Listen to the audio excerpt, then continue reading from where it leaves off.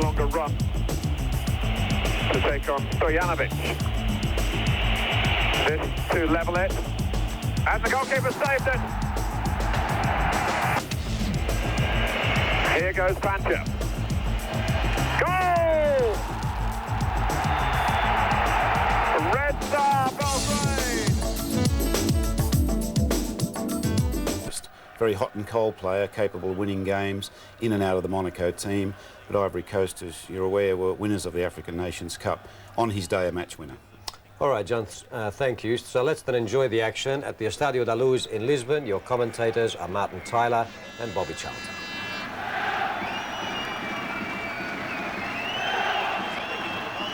And we look again at the Monaco lineup. As I say, Puel, the main first choice player who's absent tonight from the midfield, and Nyako at number 7 takes his place. And we now have the minute silence out of respect for those who tragically lost their lives at a football occasion, the French Cup semi-final in Corsica last night.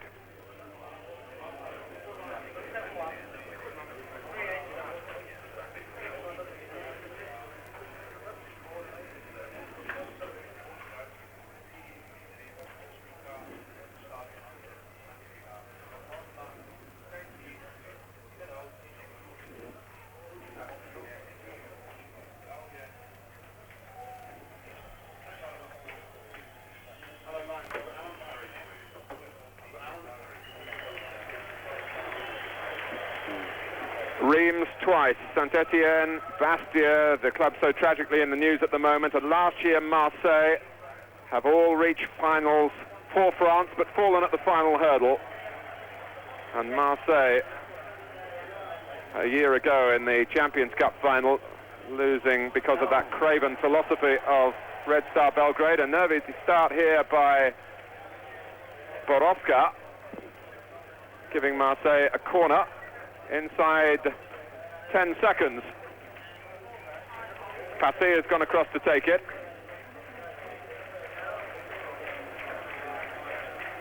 And an examination of the goalkeeper.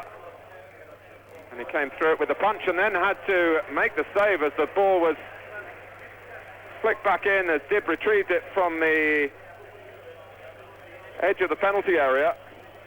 That's a good start for a goalkeeper who says he's good enough to play regularly, Jürgen Rollmann.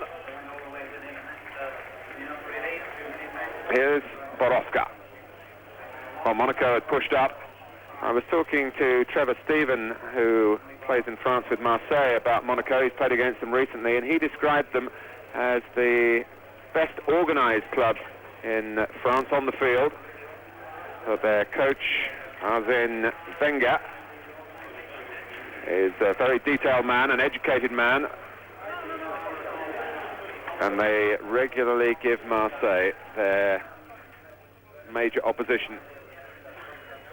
Marseille already crowned as champions for the 4th year in a row, but look at Monaco under Wenger, his 5 years in charge, first in his first year, then third, second and second. I think it's overdue that a French side should win one of the major European competitions. I mean, they are technically good, and they're very, very strong physically and well organised. One really just can't understand it. I think maybe it's a case of physical strength, endurance, that formulates the success that the English teams have had over the years. Just too high for Ware, back from Valéry. Clearance by Iltz. Mendy.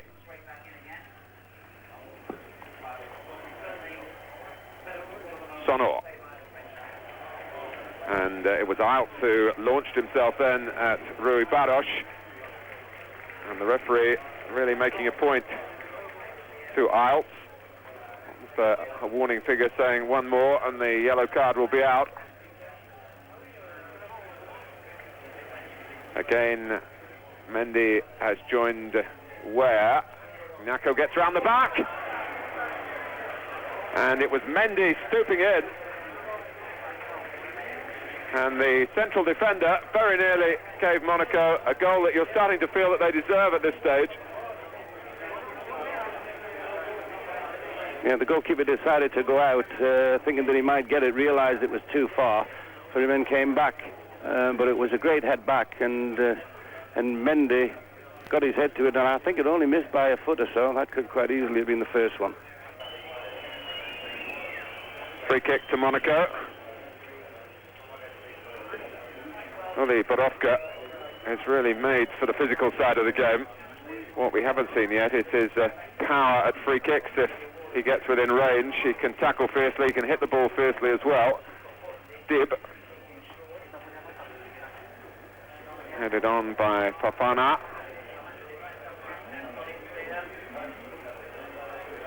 Walter is still trying to pick himself up for that collision in the air with Fofana, where the Monaco player got the ball, but Walter actually headed his opponent. Yellow card.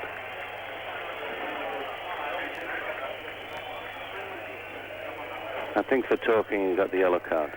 Yes, it's, I think, a claim that really the referee, given it was a head injury, should have stopped the play before he did, which was, it's Votava who led the protest as the captain. He might have felt he was entitled to do that. He's been booked for dissent.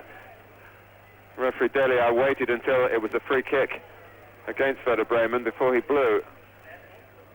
Monaco coming in from the right-hand side, useful in the air. Volta.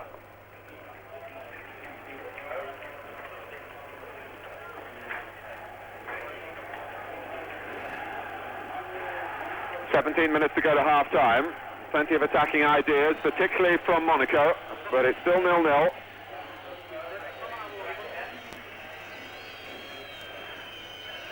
No German club from east or west has won this competition since 1977, when Hamburg beat Anderlecht.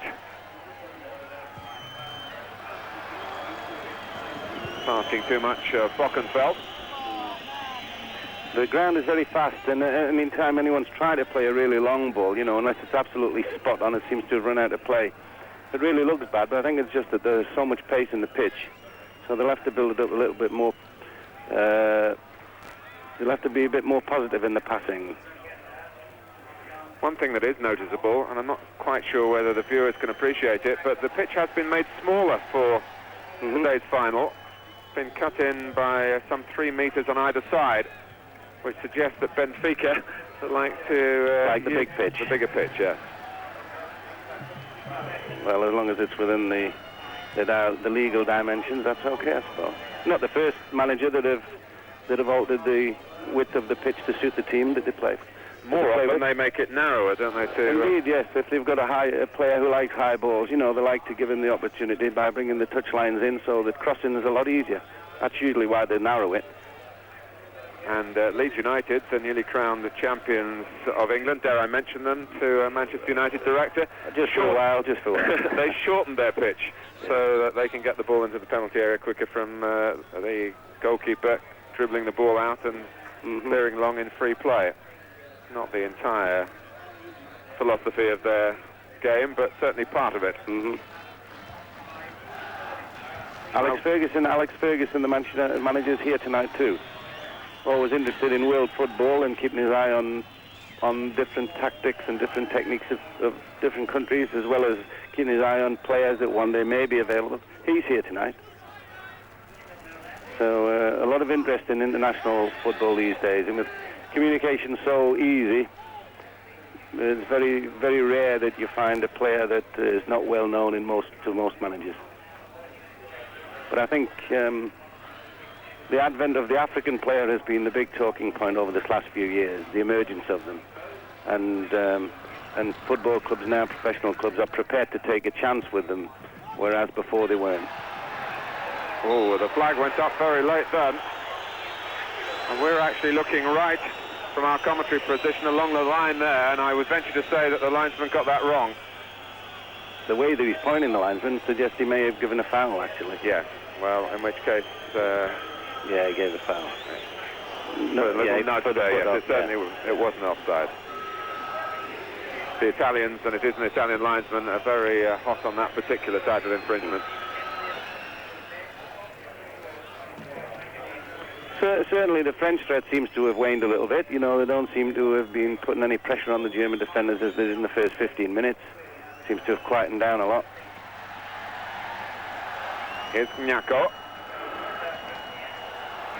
Trying to one man too many. Rekindle the threat. Yes, one bridge too far. Well, it's a fine ball. Werder is onside. In fact, my eyes were momentarily distracted from that run because Bockenfeld on this near side was technically in an offside position, but not interfering with play. In comes Rui Barros. And Monaco have another corner. This tiny man who's shown one of the great wonders, really, of the game of football that we all love so much. It doesn't really matter what shape, what size you are, if you've got the ability, unlike a number of other ball games that I wouldn't like to mention here. It's about technique and speed of movement, speed of thought. But Rui Barros, who had a spell in Italy and didn't do at all badly and was somewhat unlucky to be released by Juventus. There is a story going around that Agnelli, the president of Juventus, was supposed to say, our new stadium in Turin is so big, we're so far away that we can't afford to have a player who's so tiny. But I'm sure that's more likely to be an invention of the media. But I think they'd rather give everyone a magnifying. And he very nearly caught out Werder Bremen then. It's going to be a corner when Volta is he's staying off the pitch.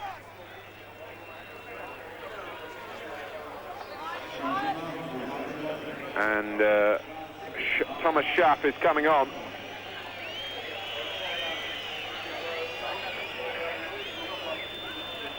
And his first job is to go straight onto the post. So that's tough luck for Volta, whether he aggravated a previous injury. Oh, the goalkeeper has only got it out to Dib,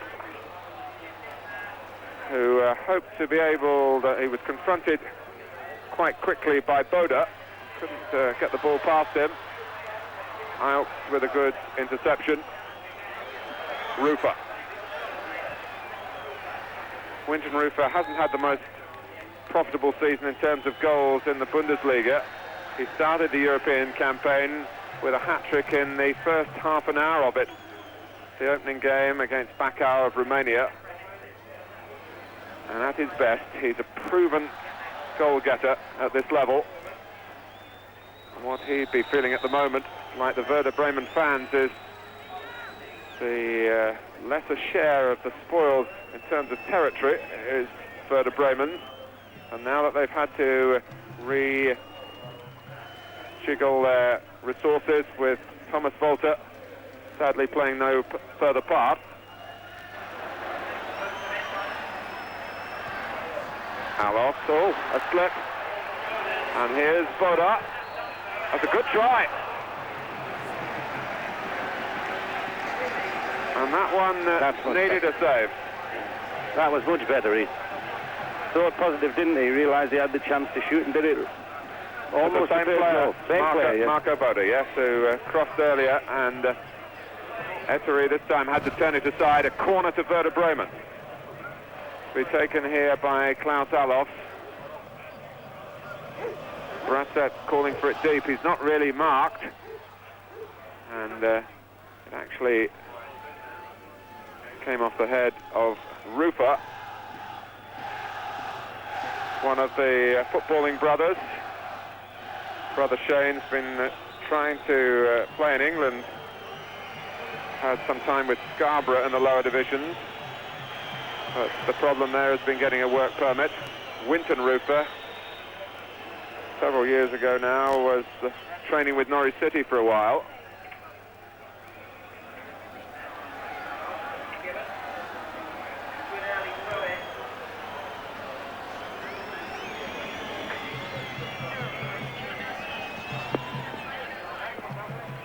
Klaus Allofs, who played in France, so he should know a degree more than most about the opposition.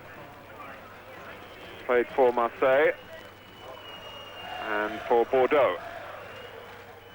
Rui Baroche. And where?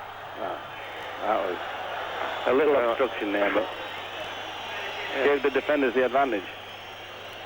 It looked for a moment as though the referee was going to give the free kick, in which case he would have had to adjudicate on exactly whether Ware was on a direct run to goal. But in a way, he took the easier decision. And let Werder Bremen play on. Offside. That was close too. Ware with 18 goals in the French First Division this season. He's third behind Jean-Pierre Papin. And Calderado of Metz. Oh, Neubart let it run. And a goal! Werder Bremen have done smash and grab here. Klaus Allofs, this proven penalty area predator, with 5 minutes to go to half-time. He's been doing it for years, and he's done it again here. And that's 1 up for Werder Bremen, 1 up for the over-30s.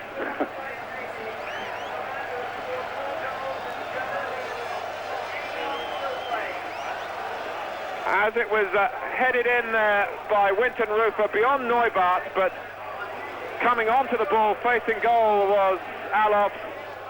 And, well, he's not bad with his right foot either. We talk about his left foot. So Monaco, who have provided more of the positive play in the first half, are in danger now of going in at half-time 1 down. There's only 3 minutes or so to repair the damage. Indecision there in defence. 2 defenders couldn't make their mind at which one to go for it, and just that split second was enough to let Allofs in and score. It was only a half chance, but it was beautifully taken. Werder Bremen, who began the game so tentatively, but the confidence now will be flooding through them. There's one thing I'm sure Bobby Charlton will bear out. It's become a cliche, but we talk so often about the competitive streak that German players do have. And well, the one thing that the Germans do have is physical strength. They train very hard. You don't actually see a lot of very small players in Germany. The physical side is really important to them, and of course when you come to a situation like this, you know, then it's invaluable. But what I see really in this match really is whether psychologically the French can lift themselves.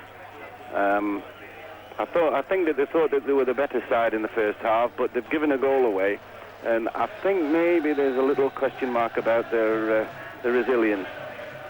Maybe they're not being able to hold themselves together. I hope that they can, because if they don't, you know, then they'll not win this match. And I think that they have been the better side in the first half, even though they've given the goal away.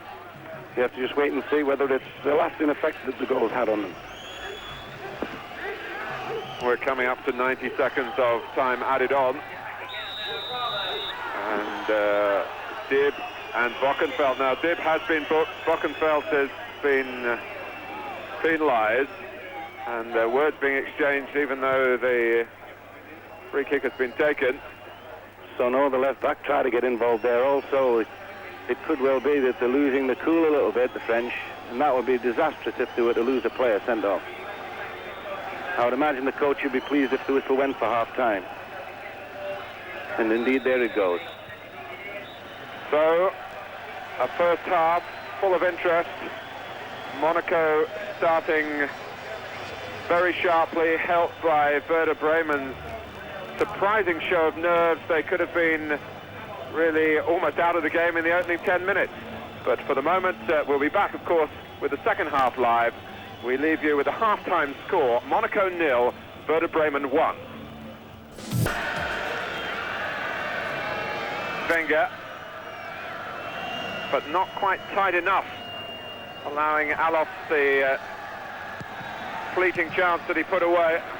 Put his trademark very much on this European Cup Winners' Cup final. But you wouldn't bet against Monaco being able to pull it back.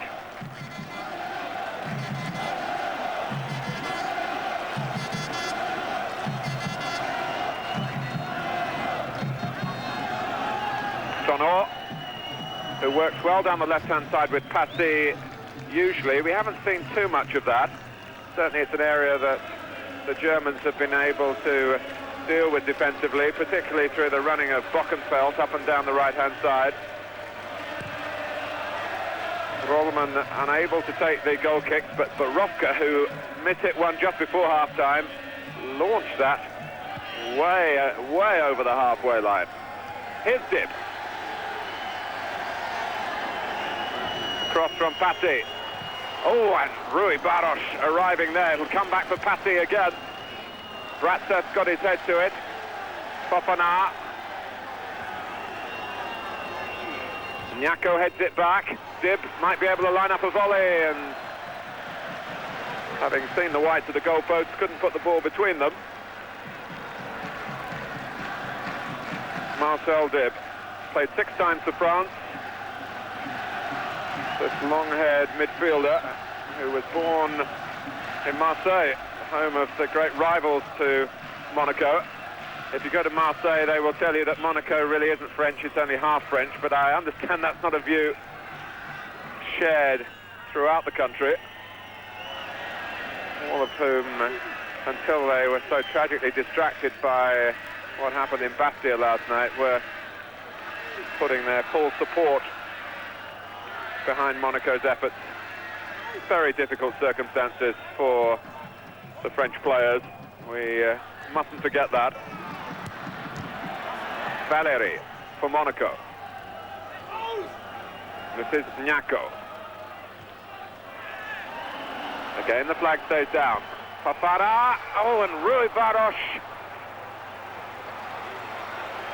Once more, so nearly in to delight not only the French but the Portuguese as well. It was stopped by Bratseth.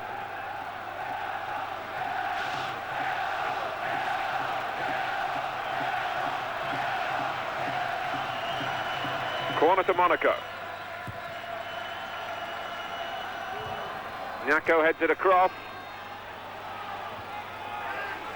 And in the end, Rollman able to get it as his fellow defenders pushed out. Boda, who spent most of his time on the left. Dib gets it back for Monaco. Nyako.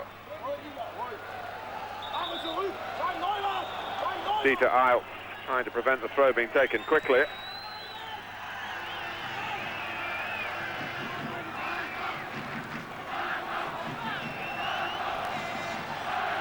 Valéry. Ricochets to Boda, off Eilts. Just Aloft forward this time. Rupa. Stopped in his tracks by Dib. Petit, oh, that's a mistake. And advantage played. And Rupa is onside. And Winton Rupa, can he reach it? If he does, it's a certain goal. 2-0 to Werder Bremen.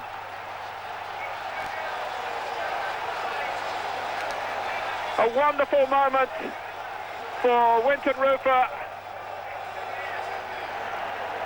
in front of his father that he's brought here from New Zealand. And you can imagine the scenes back in Wellington, back in Perth, Australia, where his in-laws are leaping up in the air, I'm sure. Excellent refereeing, because there was a foul by Petit after he'd lost the ball to let the game go on. And Rupa did it all by himself after that.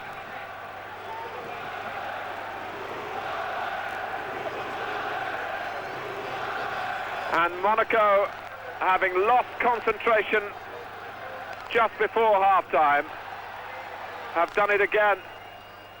Passy!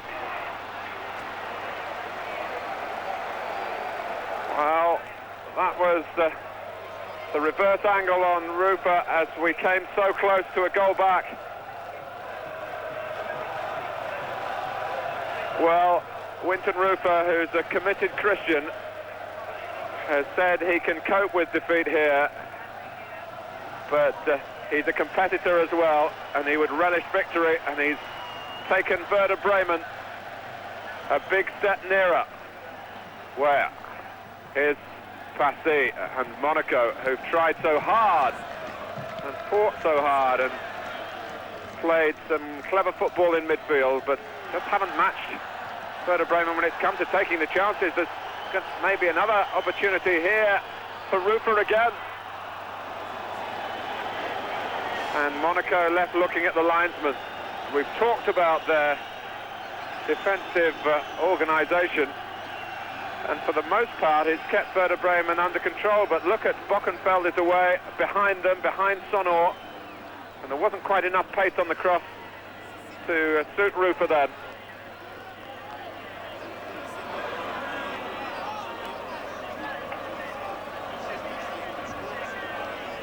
Aloft, who scored the first goal. Headed on by Neubart.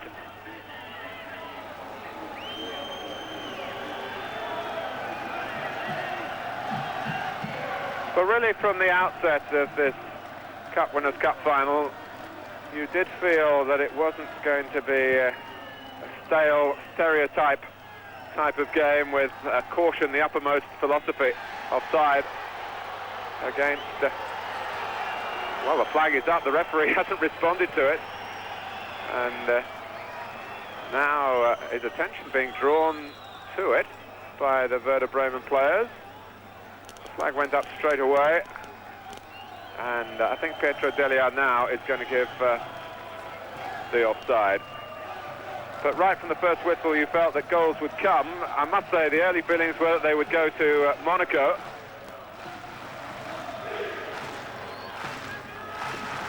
But it hasn't panned out that way. They need an extra striker, and Benjamin Clement is about to get the call to come on for Yusuf Fofana.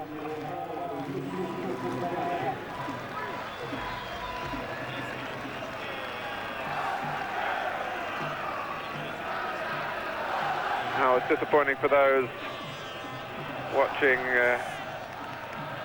in Africa that Fofana hasn't been able to strut his stuff tonight. Potential match winner on his day, but he is the player who has to go off to accommodate the arrival of Clement. And we're in the 14th minute of the second half. Put out by Borowka. And there's been no acceptance of the situation by Monaco. If anything, they've tried to find even more effort.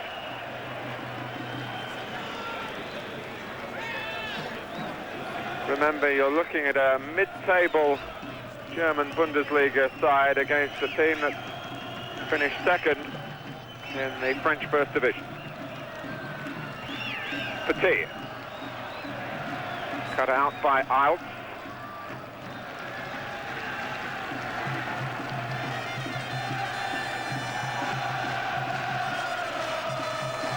Well, those who've defied the transport difficulties in Germany to get here are really feeling that their journey has been worthwhile. Most of them behind the goal that Werder Bremen are defending in this second half. Mendy for Monaco. Clement's first touch, not quite in keeping with the pace of the game, that's understandable. Sharp has gone on much longer. 2-0 it is. We've had an hour.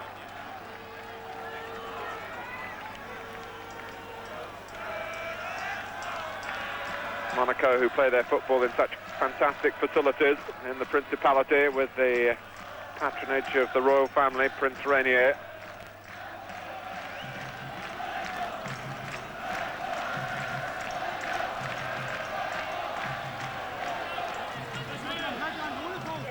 Sonor, who has this sense of adventure that he hasn't really been able to exhibit because of the way Werder Bremen have defended on his side of the field. He takes the throw, guided on by Clement, knocked back by Bratzett, and a push on Dib from Alofs.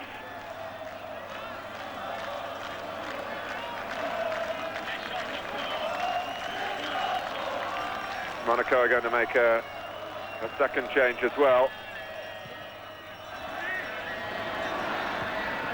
Offside against Werder as Clement tried to just thread it through to him. The player coming on is Djorkaeff. And it's a defender, Valerie. There's the offside, and I think that angle shows that the linesman was entitled to raise his flag against Werder. Neubart, broken up by Boda, as well as it looked as though Monaco were going to get back into it. Schaaf is breaking on the right. Boda had got through the centre. It was Rufer who carried the ball and the fight to Monaco.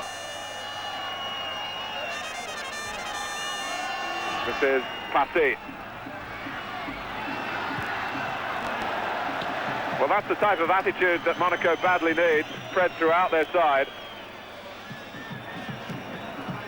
Gérard Passy hasn't given it up yet. It was Passy who came on as a substitute in last season's French Cup final and scored the winner in the last minute.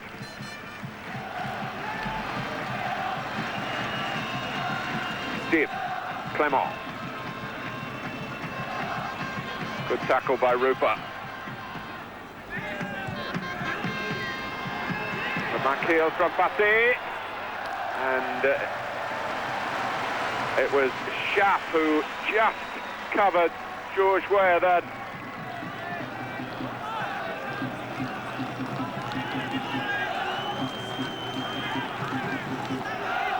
Then 15 minutes left.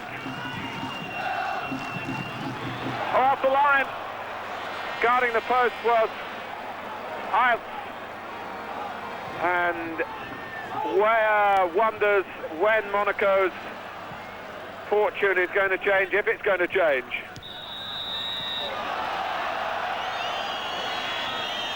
That was as close as they've come, but Dieter Iles protecting Ettori, protecting Rollman rather, with the positioning on the post. Petit, intercepted by Arts again. At the moment, he's the heartbeat really of Werder Bremen in midfield, and the heart is beating strong. Aloft! Oh, and he was distracted, if anything, by his teammate, Stefan Cohn.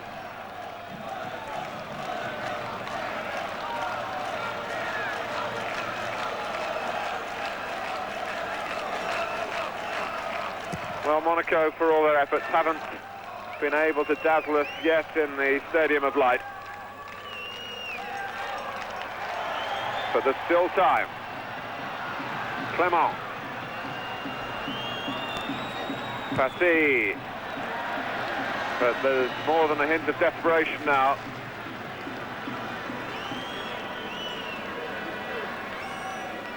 In the first half, Monaco had more shots, they forced more corners, and they continued their quest in the second half, but either side of half-time, they've lost goals really at crucial stages. It's something we always say, and I suppose any goal is crucial really, whatever the time, but Werder Bremen, who are edging towards half-time, really happy to be level, suddenly went in front, and expecting an onslaught which came in the early minutes of the second half, and yet then they swept upfield to get the second. Dib.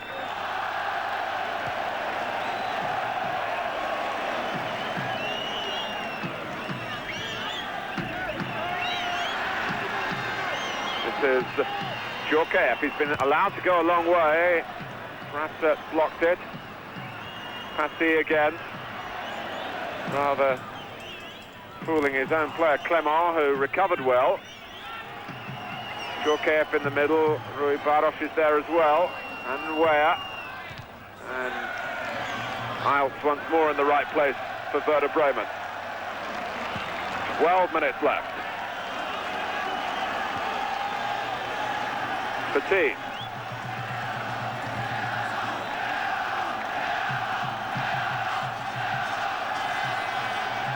Mendy. Way and way off target. It rather veered off the outside of his right foot.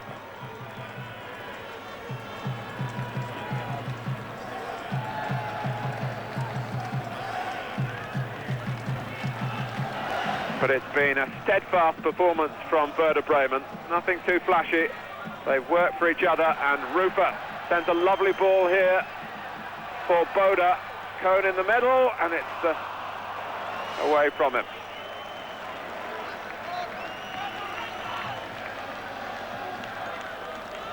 Playing on the break, which certainly suits them. And they're preparing now the fans to greet the greatest moment in Werder Bremen's history.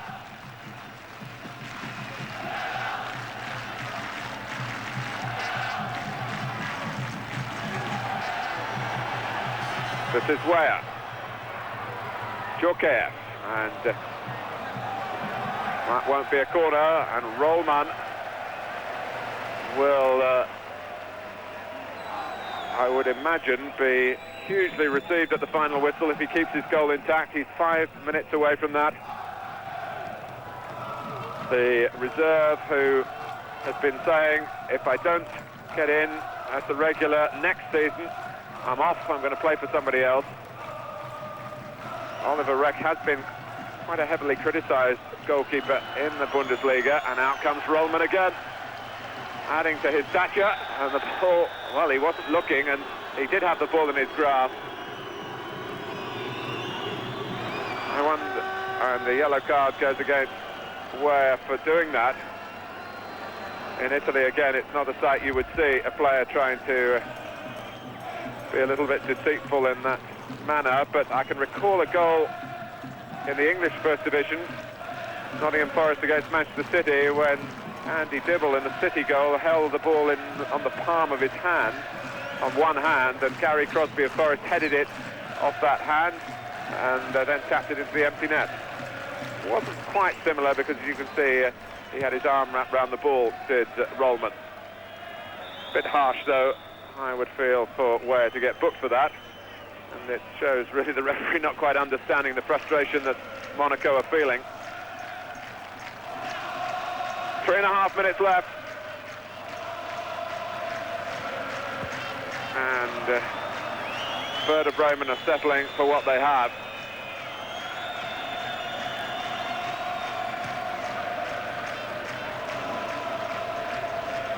Well, it was an evening when we felt we might be toasting the development of African football through the Monaco players and those who have their roots in that continent. But as it is, we're pointing out the great credit to the New Zealand game, that they can nurture the talent of Winton Rufer, and we're also pointing out the longevity of this man, Klaus Allofs. His international days behind him, 10 years with West Germany as it was, but at 35, a priceless goal here, because one feared for Werder Bremen if that moment of opportunism hadn't been taken. And Rufer came along after that.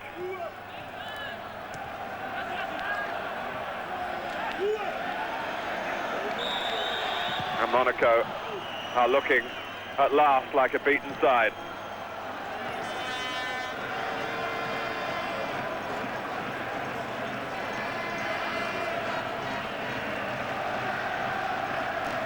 Foul given against Nyako, who was launching himself for the ball. Well, there's a weariness about the club from the Principality of Monaco now. And the larger-than-life-size replicas of the Cup Winners' Cup are being displayed amongst the German fans. Now, I mentioned Borowka at free kicks. We haven't had the opportunity because Werder Bremen have played such a controlled game. Is this going to be one for him to have a blast? It is, and well, it barely got the regulation distance dip. Didn't seem the right amount of metres back, 9 metres, 10 yards, call it what you will. But at this stage, it doesn't matter, and even Borowka wasn't moved to protest. A minute left. 15 years since the Cup Winners' Cup last went to a German club.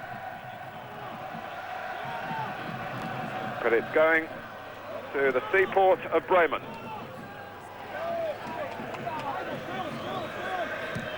Dip. Touched off by Djorkaeff. Sonor.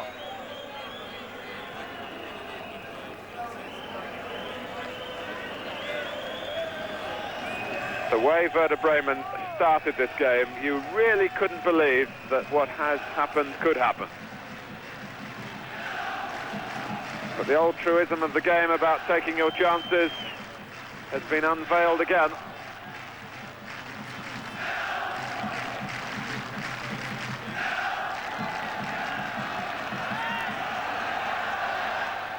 Iltz, who was limping earlier, is really full of running. Out comes Eteri, gets to the ball. It's put back by Alof for a goal that would have made European history had it been on target from very close to the halfway line.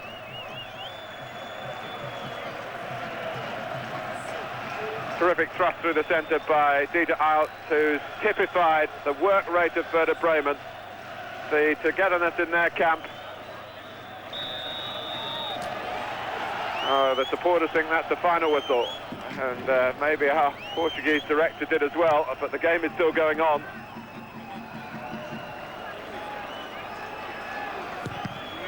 And Djorkaeff still trying to get the better of Rollman. Cohn with a minute of time added on. The 1992 European Cup Winners' Cup goes to Werder Bremen. Klaus Alof scored the first goal 5 minutes before half-time and has been selected as the Eurocard MasterCard award winner as man of the match. And Winton Rufer raced away to add the second 9 minutes after the break. Monaco beaten, and still France has no winner in the major European club competitions. The tournaments which really sprang up through French initiative. It's the 5th triumph in this competition for a German club, but their first for 15 years since Hamburg beat Anderlecht in Amsterdam in 1977. Monaco's disappointment, I'm sure, will be put into perspective when they return home to the aftermath of last night's horror surrounding the semi-final of the French Cup. Fate has dealt the game in France a massive shock. And compared to the events in Corsica, losing tonight is hardly a serious setback. France, with the Monegasques, as they call them, representing them tonight, couldn't break down the psychological barrier. Clubs from West Germany have dominated their counterparts from France in these European events, and that is the way it's gone again here. It was a match that never lacked interest. It wasn't a cautious affair, although Werder Bremen were happy to let Monaco come to them. They started to do that in a most tentative way and could have been sunk without trace. Maybe betting in their reserve goalkeeper, Jürgen Rollman, who played 20 minutes in the semi-final first leg against Bruges as a substitute, but hadn't otherwise been involved in this run to Lisbon, but comes through with his goal intact tonight. But they survived those difficulties, and they took their chances. And now they take their bows.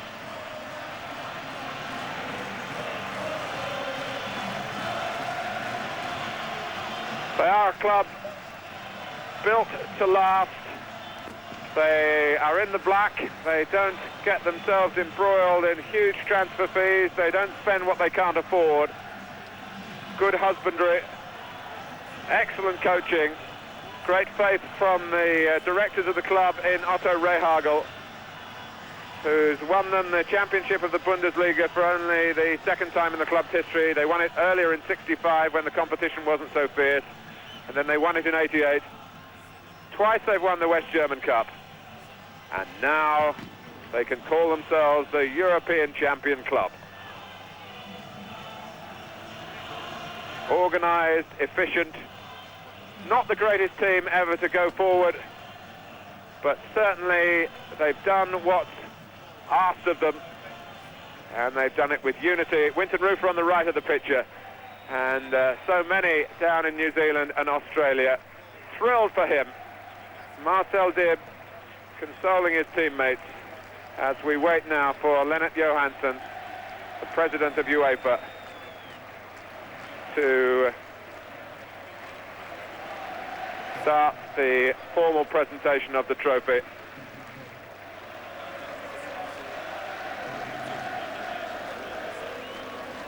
And the captain that will go forward, such a cosmopolitan character, Mirko Votava.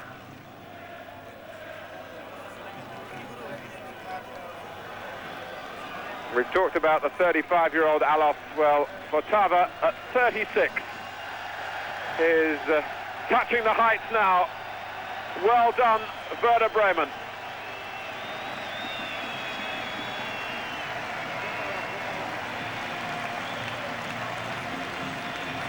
Lennart Johansson, the burly figure on the right of the picture, as the cup is passed down the line, and Winton Rufer looks at it and shows, certainly those who are watching down in the southern hemisphere, what a success he has been in Europe. And he's waited a long time, played a lot of games in European competitions, particularly in his time in Switzerland.